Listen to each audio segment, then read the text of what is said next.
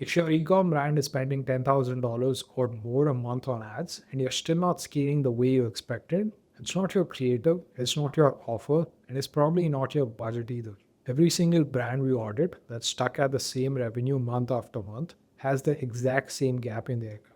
I'm Anurag from Pixel Penguin Media. We've managed over $150 million in ad spend across 600 e-com brands over the last 8 years. And the frustrating part is these brands are already doing the hard part. They're getting people interested, they're driving traffic, they're getting clicks. But the moment someone doesn't buy on the first visit, that brand does absolutely nothing. No follow up, no second touch point, nothing. While they're busy spending more money trying to find new customers, their competitors are quietly converting the warm traffic they already paid for. In the next few minutes, I'm going to show you exactly what that gap looks like inside of real accounts and what scaling brands do differently.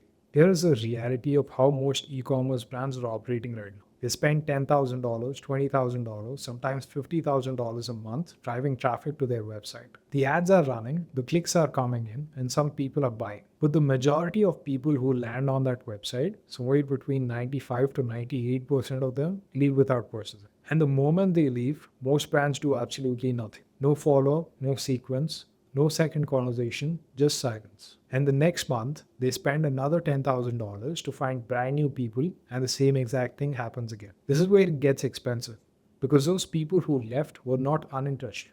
They clicked the ad, they visited the product page, they spent time on the site. That is not the behavior of someone who doesn't care. That is the behavior of someone who needed one more touch point before they were ready to buy. And most brands are just not giving them that touch point. They are treating every visitor who doesn't buy on the first visit as a lost cause and moving on to find someone. That is a treadmill that keeps brands stuck at the same revenue number month after month, even as ad spend increases. The brands that break through this understand something simple. Your ads already did their job. They got the right person to your website, they created interest. But interest alone doesn't equal a purchase. People need to see a brand multiple times before they trust it enough to hand over their credit card. Especially in 2026, where consumers have been burned by online stores, where there are endless options, and where attention is split across platforms. The follow-up is not optional anymore. It is where the sale actually happens for majority of your customers. And here's the part most brands completely miss. Email marketing costs almost nothing compared to ads. You already paid for the expensive part, getting the click. Following up costs a fraction of a penny. Yet most brands spending serious money on ads have no system in place to capture and convert that traffic. That is not a traffic problem, that is not a creative problem, that is a follow-up problem. Now, when most people think about email marketing, they think newsletters or random promotional blasts. This is not what actually drives revenue. What works is a system that automatically follows up with people who have already shown interest and moves them toward a purchase. The brands doing this properly are generating 30 to 40% of their total revenue from email alone, not from new ad spend, from traffic they already paid for. That is the leverage here. And it starts with one thing: capturing the email before someone leaves your site. Most brands are not doing this well. Either there is no opt-in or it is so generic that nobody cares. The brands that are scaling all have one thing in common. They give people a real reason to subscribe. A relevant offer, something valuable, something that actually matters to someone who was already interested in the product. Once you have that email, everything changes because now the system takes over. The platform we use for this is Klaviyo. It connects directly to your store, tracks what every visitor does, and automatically it triggers the right follow. So if someone browses the product and leaves, it follows up.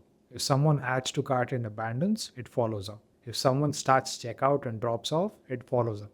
You set it up once and it runs in the background, converting traffic into revenue 24/7. This is where the leverage comes from because now you're not manually chasing people, the system is doing it for you.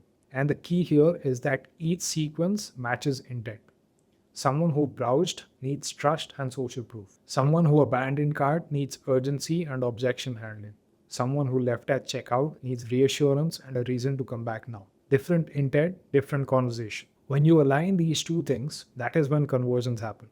If you're watching this and realizing your ad spend has no follow-up system behind it, click the link in the description. We will audit your Meta, Google, and Klaviyo setup, show you exactly where your warm traffic is leaking, and if we move forward, we guarantee a net revenue lift in 4 months, or you do not pay. Most e-com brands think about ads and email as two separate things.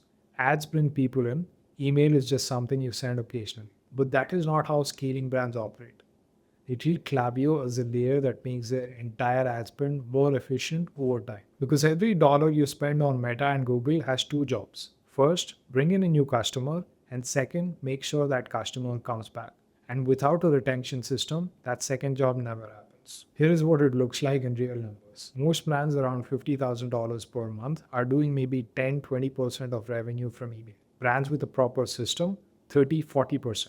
Same traffic, same ad spend, just better follow up, and this compounds over time because every new customer from Meta and Google gets added into your email ecosystem. So as you scale ads, your email list grows. And as your list grows, your revenue compounds. The systems feed each other. That is the difference between stagnant brands and scaling brands. The way we think about it is simple. Meta and Google handle acquisition, Klaviyo handles retention.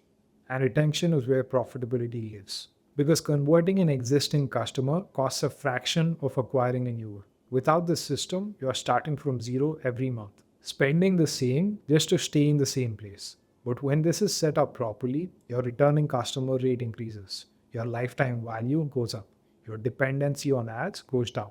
And this is where your mindset shifts. You stop obsessing over ROAS, you start looking at customer lifetime value. Because when you know what a customer is worth over time, you can spend more aggressively to acquire them and still be profitable. That is the compounding effect.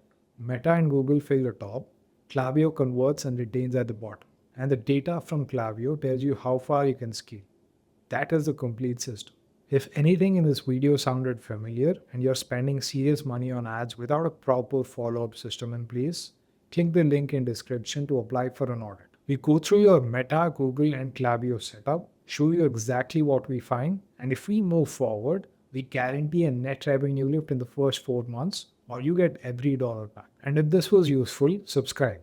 Every week, we break down what we're actually seeing inside real ecom accounts, what is working, what is not, and what brands compounding their revenue are doing different. Because at the end of the day, scaling is not about spending more, it is about capturing the revenue you're already paying for.